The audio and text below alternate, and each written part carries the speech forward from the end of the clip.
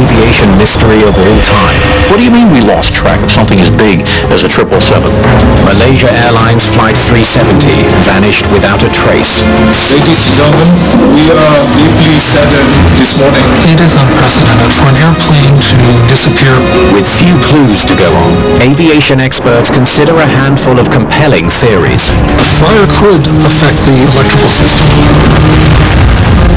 The possibility of hijack jumps into your face. If it's a mechanical problem, it needs to be corrected. The experts scrutinize the available evidence more closely. One thing you learn is you rule nothing out. And are faced with a shocking explanation about what happened. It's going to be very difficult to say, yeah, we've locked this down now, it can never happen again.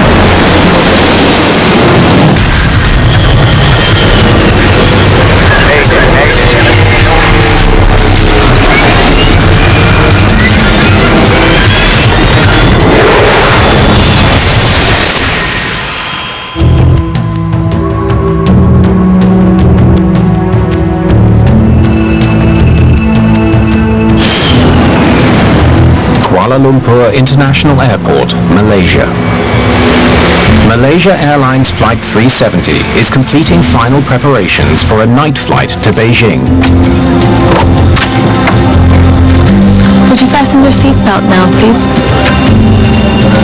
227 passengers are on board. 152 of them are Chinese citizens. Malaysian 370 is their red-eye flight home.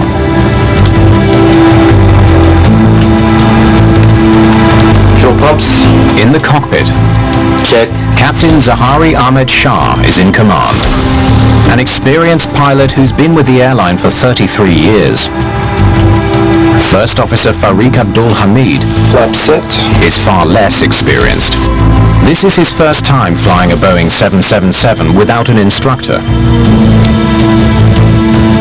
Forward takeoff checklist complete. We're ready to go, Captain. But the process of takeoff in any commercial airliner is a busy period.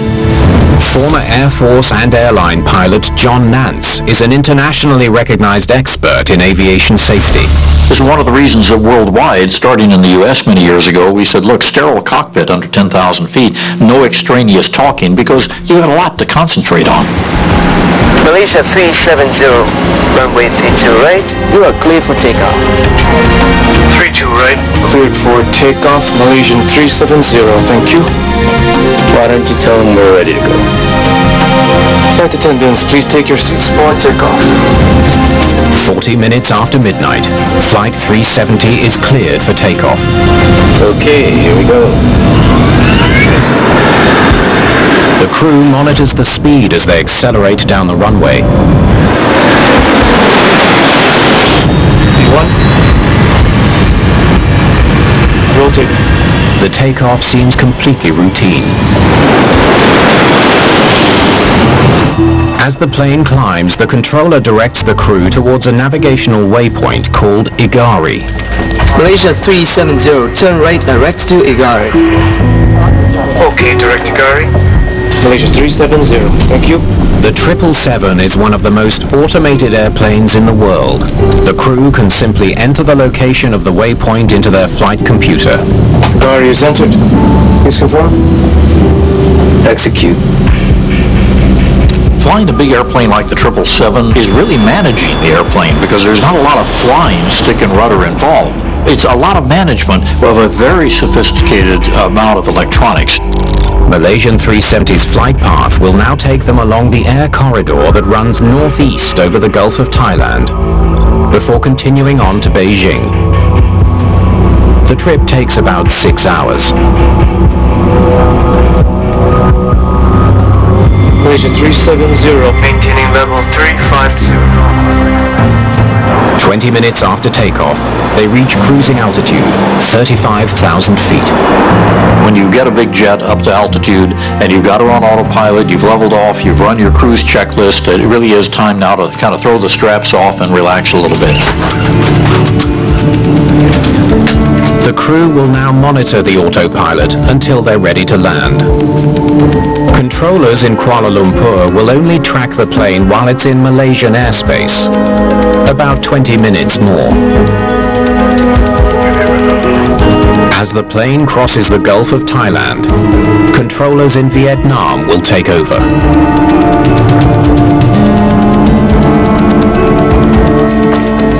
The controller in Kuala Lumpur makes one last transmission at 1:19 a.m. 370, contact Ho Chi Minh, 120.9. Good night. Good night, Malaysia 370. When we found out what was said from the cockpit of Malaysian Flight 370, it was perfectly routine, absolutely boilerplate. That's what airline pilots and flight controllers say to each other. The crew is expected to contact Vietnamese controllers in less than 1 minute.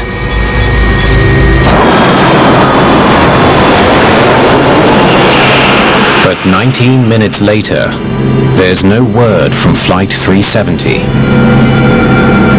Malaysian 370, this is Ho Chi Minh. Please contact control. Malaysia 370. Controllers in Vietnam and Malaysia tried desperately to reach the missing plane.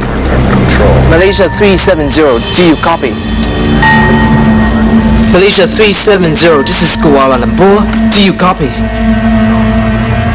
There's no response from the cockpit, and no sign of the plane on radar. Flight 370 has vanished without a trace. It is unprecedented for an airplane to disappear from the radar environment like this and go unaccounted for. Malcolm Brenner is widely recognized as one of the world's leading experts in the causes of aviation disasters. He's studied human performance for NASA and the US Air Force and has investigated dozens of major accidents for the National Transportation Safety Board. This accident has caught the attention of the world in a way I have not seen in a 40-year career in aviation. This was probably going to be the number one mystery in commercial aviation history and aviation history. In fact, everybody had looked to Amelia Earhart as the number one. I think this clearly displaces it.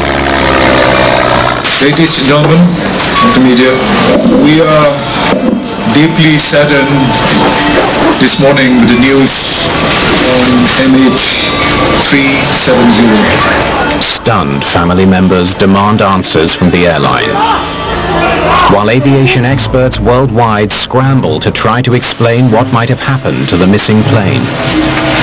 In that situation, everything's on the table, including disorientation, smoke, fire, mid-air collision, you name it. Finding out what caused this disappearance is crucial for the entire aviation industry. If it's a mechanical problem, it needs to be corrected. If it's a security breach of some type, that needs to be corrected. If it was something wrong with the cargo, whatever the issue was, has to be rectified. Malaysian authorities immediately launch a massive search for Malaysia Airlines Flight 370. Australia, the US and China soon join the hunt. In the first couple of days, we really had no idea what to think, except that we couldn't find the airplane. It's difficult to know where to look. Flight 370 has disappeared over the Gulf of Thailand, where there is limited radar coverage. Radar systems are on about 10% of the surface of the Earth. As you can imagine, there are no radar systems other than shipborne ones over the oceans, so you have a physical inability to cover much of the Earth's surface where it's ocean. No ships in the region reported spotting a plane on radar, and there's no sign of any floating aircraft debris. Desperate to save any potential crash survivors, searchers turn to another technology. It's called ACARS, Aircraft Communications Addressing and Reporting System. The ACARS system uses satellites to transmit information between the ground and the aircraft in flight. Chris McLaughlin is a vice president at Inmarsat, the company that runs the satellite network. It's a primary form of communication between the controllers and the airline itself and the pilots in the air. ACARS was intended to be a link with no concept that you'd ever be able to track an aircraft with it, because why would you need to? Because you were in communications with it. Unlike GPS, ACARS does not provide constant location data, but what it does provide is vital information on how the plane is performing, including, crucially, its fuel load. This allows investigators to estimate how far it could have flown. But without knowing the direction of flight, it's not much to go on. The search area grows to more than 100,000 square miles. The element that I think was the most startling was, what do you mean we didn't know where this airplane was? What do you mean we lost track of something as big as a 777? This isn't the first time that an airliner has vanished. Air France Flight 447 disappeared over the Atlantic Ocean in 2009. Though floating debris was found within days, it took nearly 2 years to find the sunken wreckage. Leopold Sartorius was a key investigator during that search. In the case of the Malaysian, apparently the search area is at least 3 to 4 times bigger than the original Air France 447 search area, which already was quite huge. French investigators ultimately conclude that the pilots on Air France Flight 447 made a series of stunning errors leading to the crash. That conclusion would have been impossible without the undersea recovery of the plane's black boxes. What do you think? What do we need to do? I don't know. It's going down. We had much more than investigators seem to have today in the case of Malaysian. But already with all we had, it was very difficult to reach conclusions without getting the flight recorders. In the search for Flight 370, there's no time to lose.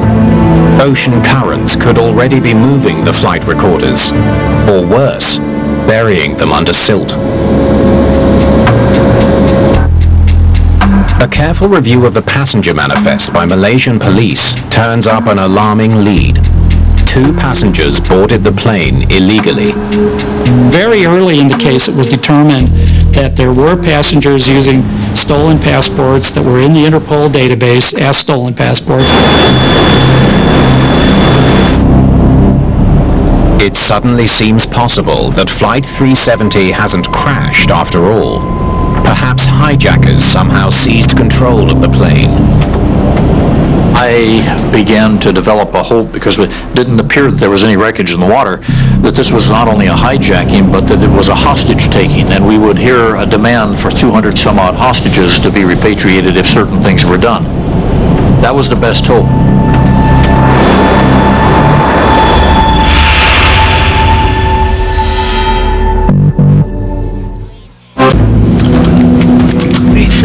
Contact Ho Chi Minh 120 decimal 9. Good night. Good night.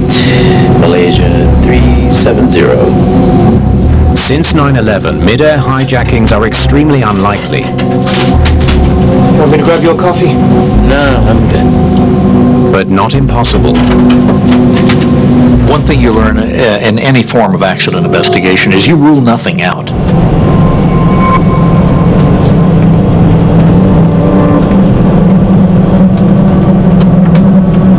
If the captain or the co-pilot need to use a restroom, they come out of that cockpit. Tom Fuentes is uniquely qualified to consider how a hijacking might unfold. He spent 29 years with the FBI. So all the security in the world means nothing when they leave the controlled environment of the cockpit.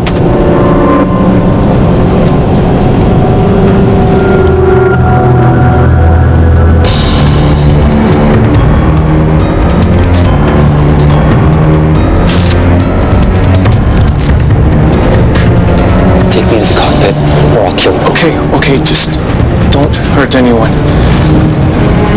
What do you want? Open the cockpit door. Okay, now, okay? The lack of any demands would be unusual, but hijackings don't always go according to plan.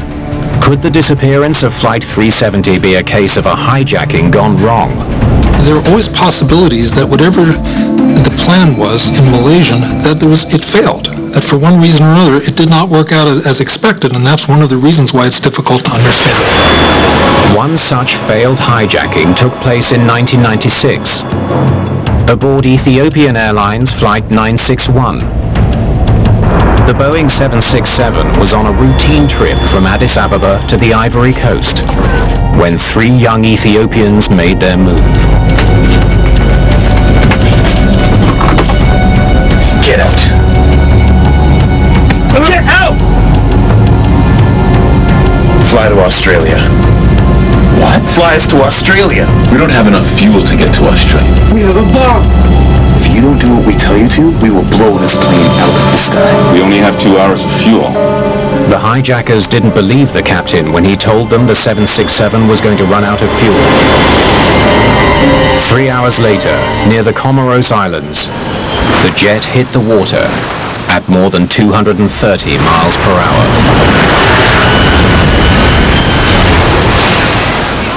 125 of the 175 people on board were killed, including all of the hijackers.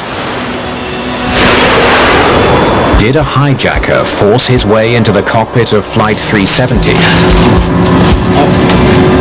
Just stay calm. I'm entering the heading now. See?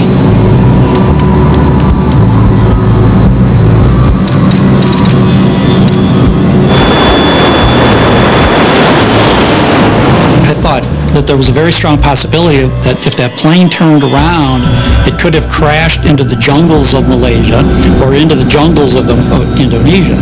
If it went through all of the vegetation into a swamp, which would keep it from, the fire from being found, that it would be very easy for a plane to crash in the jungle and not be found. Agencies around the world scour radar records for clues. Then, on March the 11th, Good evening, ladies and gentlemen. 3 days after the plane's disappearance, the Malaysian military releases radar data that seems to support the hijacking theory.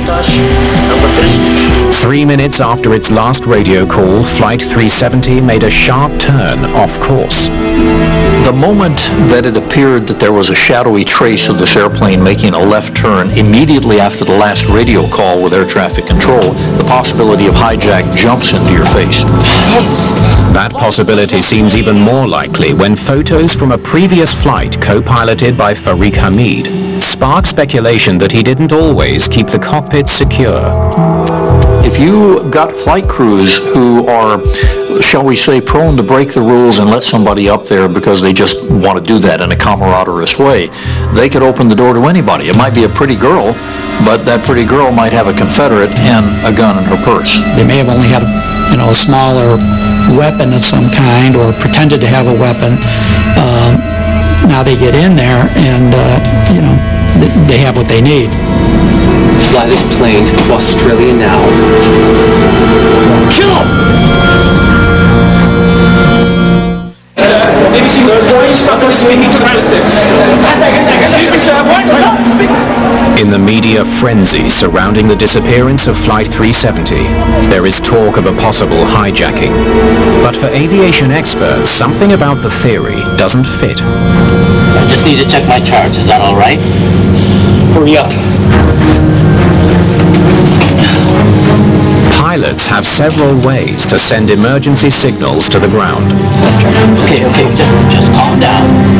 I'm entering the headings now, see? You've got radios to talk on, you've got emergency frequencies, you can put something in the ACARS system and type it in, and you've got a code that you can put into the transponder that instantly lets the world of aviation know you've been hijacked. They refer to that as squawking. It's sending out a special frequency that would go back to the control tower and to the airline and say, this is the hijacking code. But air traffic controllers never received a squawked code or any other alert from Flight 370.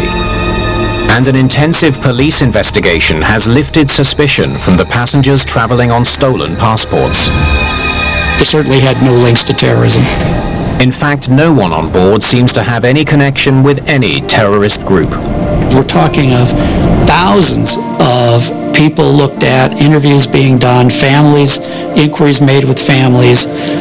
And I think that at least the public should realize that this was a very, very extensive investigation.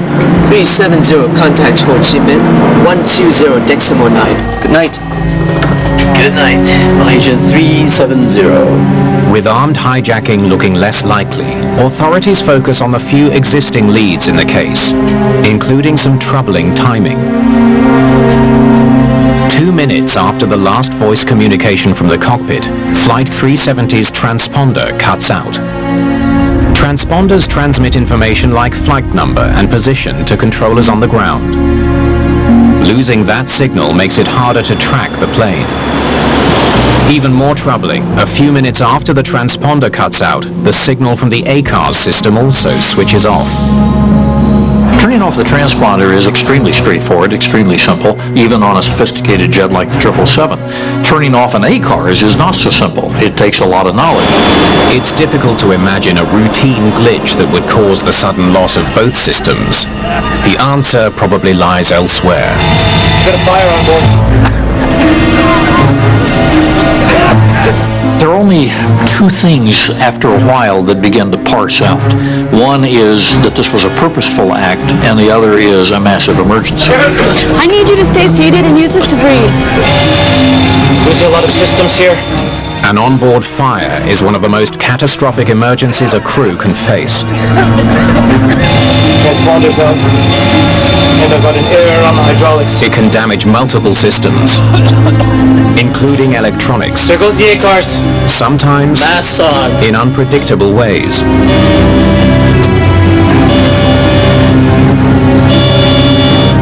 A fire such as that could affect the electrical system, and so conceivably you could lose some capabilities. In November of 1987, a South African Airways 747 was bound for Johannesburg. Fire broke out in its cargo area on the main deck directly behind the passengers. By the time the crew got to it, the fire was raging.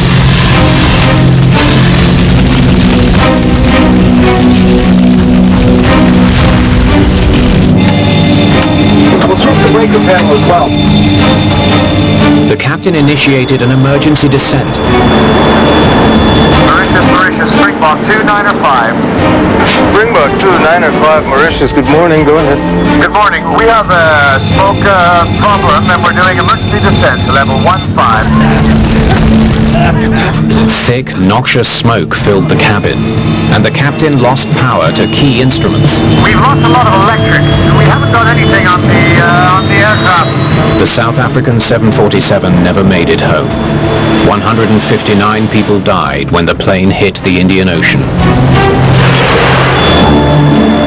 The cargo manifest from Malaysia Airlines Flight 370 reveals it was carrying some potentially dangerous cargo.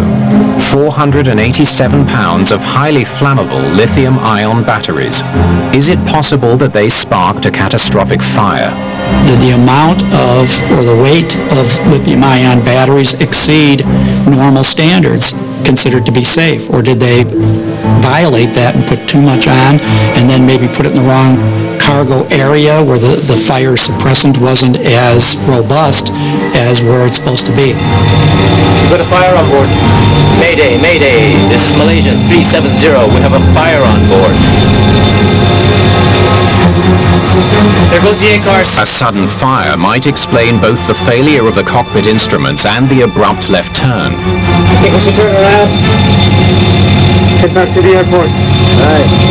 Turning left, heading 240. Perhaps the crew was changing course to prepare for an emergency landing. The crews do have oxygen, and one of the first things they do in the event of fire or smoke is to don the oxygen, and that will give them at least an hour of oxygen they can work with. So there is that possibility. But the fire theory has a major flaw. The main problem with the fire scenario not seeming likely to me is the number one thing is that there was no radio call. The cargo bay's fire alarm should have sounded before the fire had spread. The first thing that I'm going to do is oxygen mask on 100%, make sure my buddy over here has his or her oxygen mask on. We're going to declare an emergency immediately. We're going to turn the airplane around. We're going to look for the nearest suitable airport. There's another compelling reason to doubt that a fire brought down Flight 370.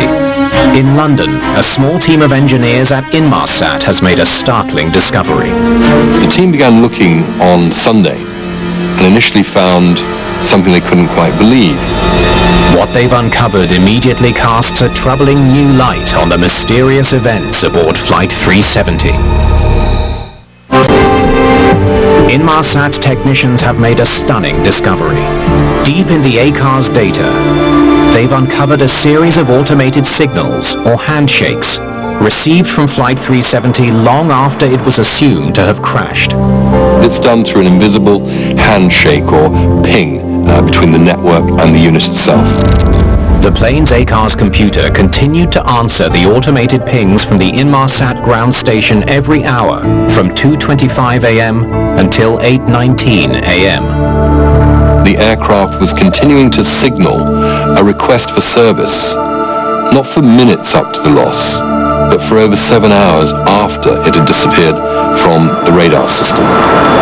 The discovery means Flight 370 did not crash into the Gulf of Thailand, but was in the air for another 7 hours. What changed everything to me and everybody else was the Inmarsat satellite data. That's what says, wait a minute, that plane flew for hours. A 7-hour flight makes it nearly impossible to believe a fire brought down the plane. If you have a generalized fire, the airplane is not going to be capable of flying that many hours. The timing matches earlier ACARS data about Flight 370's fuel consumption. The plane had enough fuel to keep flying on autopilot for 7 hours. But no one knows what was happening on board during all that time. We now know that it went in a certain direction. We know that it went thousands of miles out there. It flew for hours. Whether anybody was alive or not, we don't know. Once the plane's fuel tanks ran dry, the two engines would have cut out one after another, putting the 777 into a downward spiral until it crashed into the sea.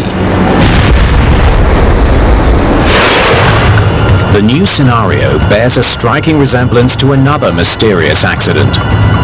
In August 2005, Helios Flight 522 was en route from Cyprus to Athens.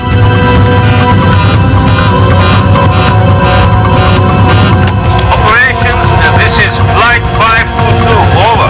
Flight 522, what can I do for you? You have a takeoff complete warning on. In the cabin, oxygen masks suddenly dropped. To the pilots, the alarms made no sense. And then the plane went silent. An hour and a half later, the Greek Air Force scrambled 2 fighter jets to investigate. They spotted someone slumped over the controls in the first officer's seat. But there was no sign of the captain. CC, there is one figure in the cockpit of Helios 522. It appears non-responsive. They saw someone moving in the cockpit just before the 737 suddenly turned and made a quick descent. As the plane sped downward, the person in the cockpit finally acknowledged the fighter jet, but no words were exchanged.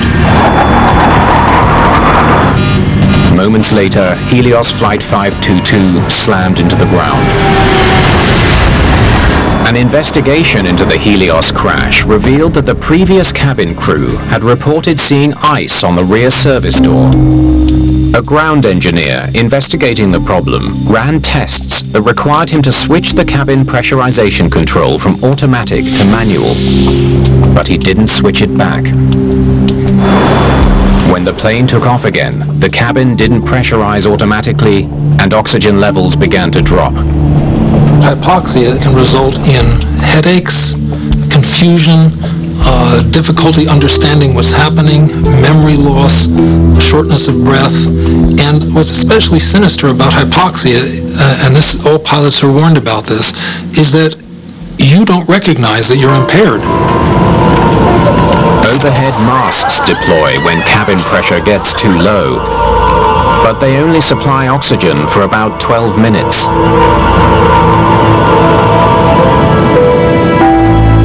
Slowly starved of oxygen, the passengers and crew drifted off to sleep. Everyone on the plane was unconscious, with the exception of one flight attendant who somehow had received oxygen. By the time that flight attendant reached the cockpit, the plane was out of fuel. There was no way for him to save the plane.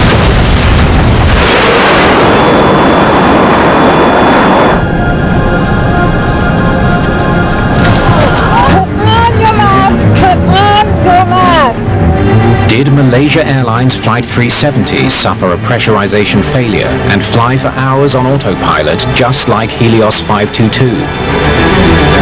Currently an airplane is on autopilot for most of the flight, so in case both pilots could not pilot the airplane anymore, the autopilot would do what it's supposed to do. The Malaysian flight was flying at 35,000 feet.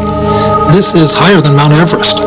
And without oxygen, you can expect 30 to 60 seconds of useful consciousness. An Australian Transport Safety Board report helps narrow the search area with the finding that Flight 370's straight and level path in the final hours is consistent with an onboard hypoxia event. But there are some troubling details that suggest something was very wrong aboard Flight 370. Be right back. All right, thanks. Well before hypoxia could ever have set in. Hypoxia and disorientation is not consistent with turns that are made that would never have been programmed into the computer, even in the wildest imagination.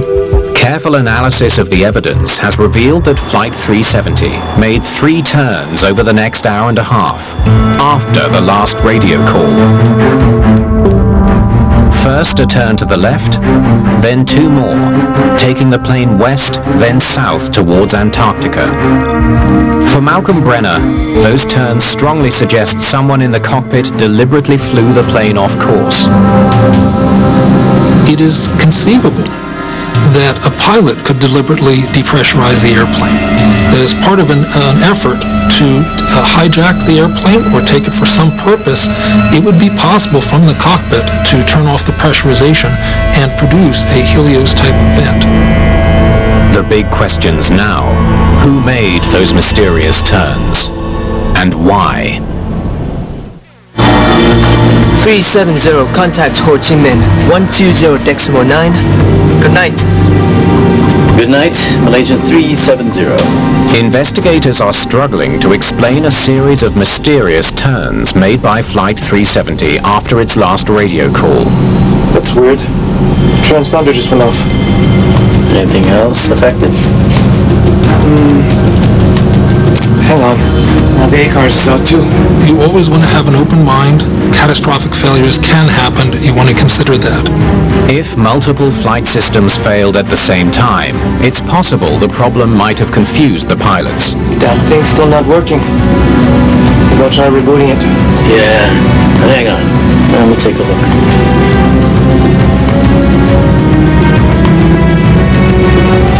Is that our altitude? Damn it!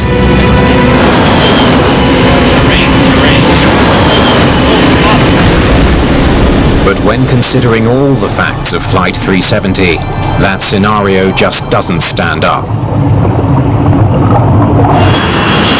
The 777 is designed to have multiple backups, making it extremely unlikely that enough systems could fail to put the flight in jeopardy. The whole watchword is to let these airplanes do much of the work of making sure everything is backed up, including the backups. Multiple failures are also hard to reconcile with the fact that the plane kept flying for 7 hours. It just doesn't seem to fit the evidence we know of the flight. For investigators like Brenner, the evidence makes it hard to ignore a rare and horrifying possibility: that Flight 370 was brought down by a deliberate human act. 2 different systems went out at a similar time, the transponder and the A-cars.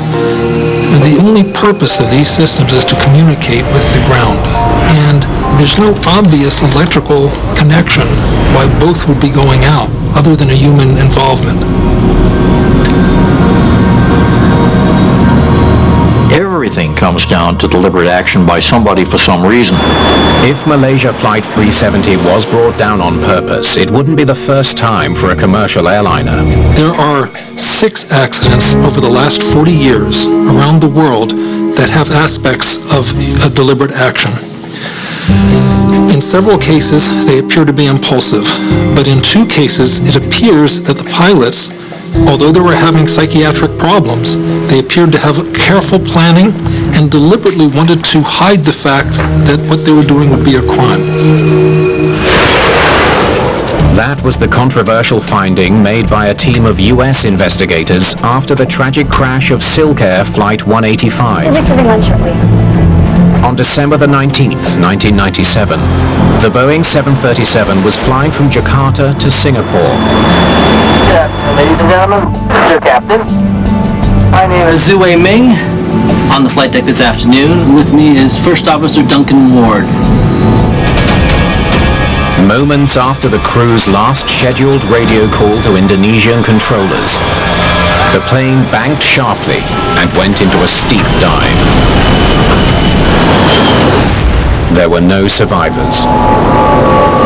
Searchers managed to recover the Silkair flight data recorder and cockpit voice recorder. Ready when you are.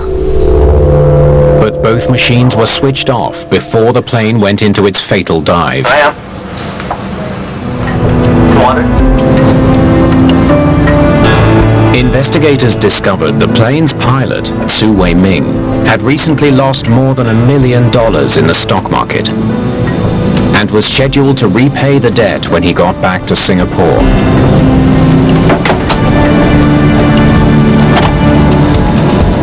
Though Indonesian investigators disagree, U.S. investigators believe the Silkair captain most likely disabled the flight recorders and put the plane into a dive, killing 97 passengers and 7 crew.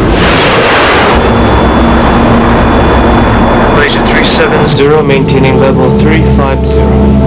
Some experts now believe Flight 370 was also deliberately brought down. So in my mind, somebody did this, and it was a pilot.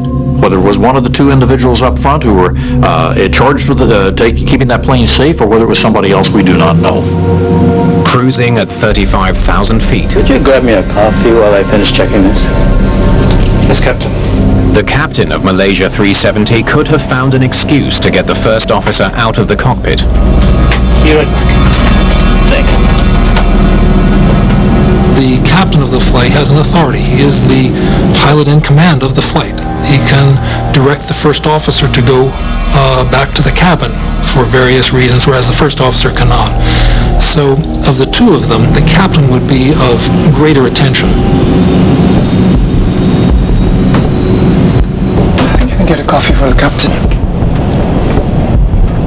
Alone in the cockpit, it would have been simple to switch off the transponder and change course towards an area with little radar coverage.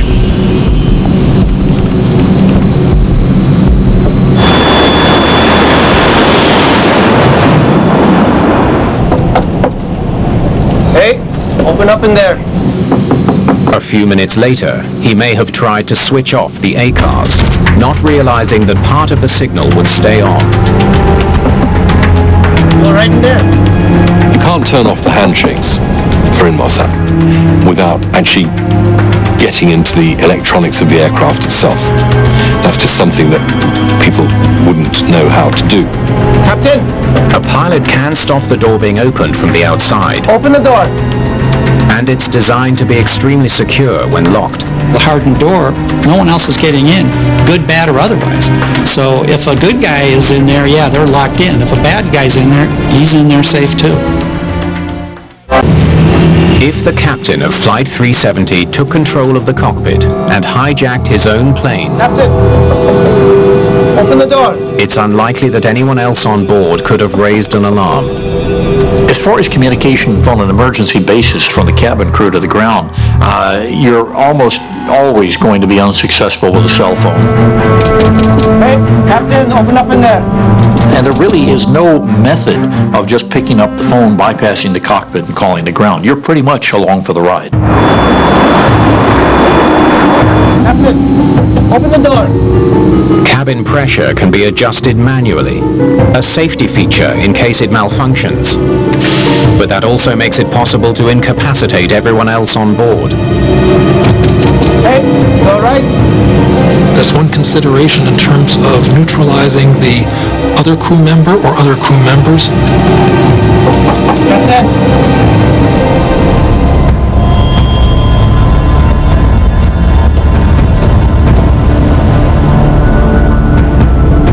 Anyone who is not on oxygen would be vulnerable.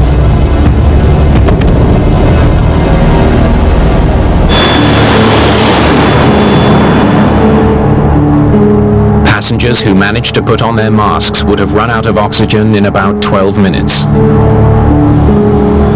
With passengers and crew dead, all that's left is to make the plane disappear. The flight over the next hour makes several more turns which appear to be human-directed, and finally ends up flying in a heading to Antarctica. So the appearance is that this is a carefully thought-out effort to evade detection. You know, I feel very strongly, very strongly, given all the evidence that we think we have, we always have to put that caveat on it, that whoever did this intended for the airplane and the passengers to simply vanish from the planet. If Flight 370 was in fact brought down on purpose, one of the most difficult questions to answer is why?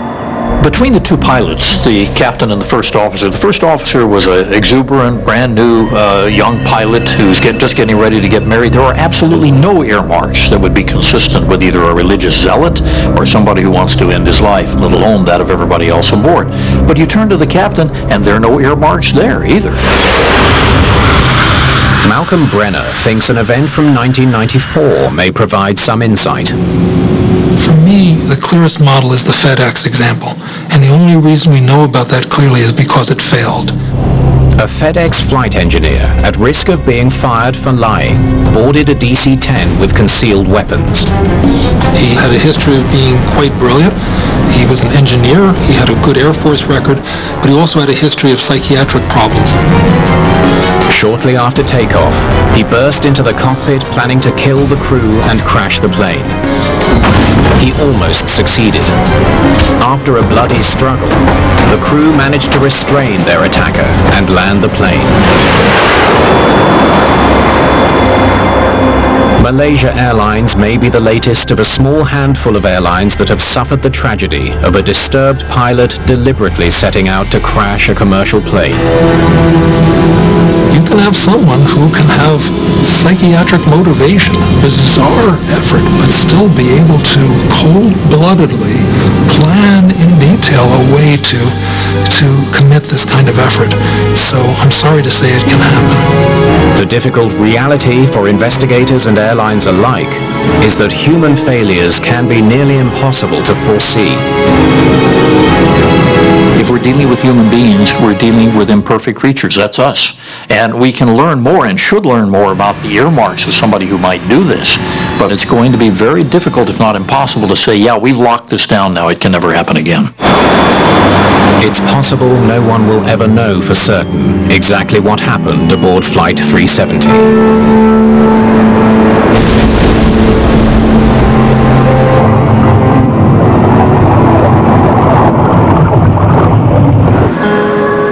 Perhaps the most important lesson from this tragedy has already been learned. The one lesson that I think immediately comes out of this is that we've got to know where all these airplanes are all the time, and that's very simple to do and very inexpensive. You simply hook a GPS up to one of those transmitters that in most cases are already there and cause it to send its position about every 5 or 10 minutes and make sure that nobody in the airplane can turn it off. Maybe one of the first things that will happen is that individual airlines will decide we are going to track and make that a point of difference in the way they sell their tickets. Maybe another thing that will happen is that the US FAA will simply mandate it. The whole world has an interest in what happened here, in finding out what happened, so that we can start to prevent it and see that it never happens again.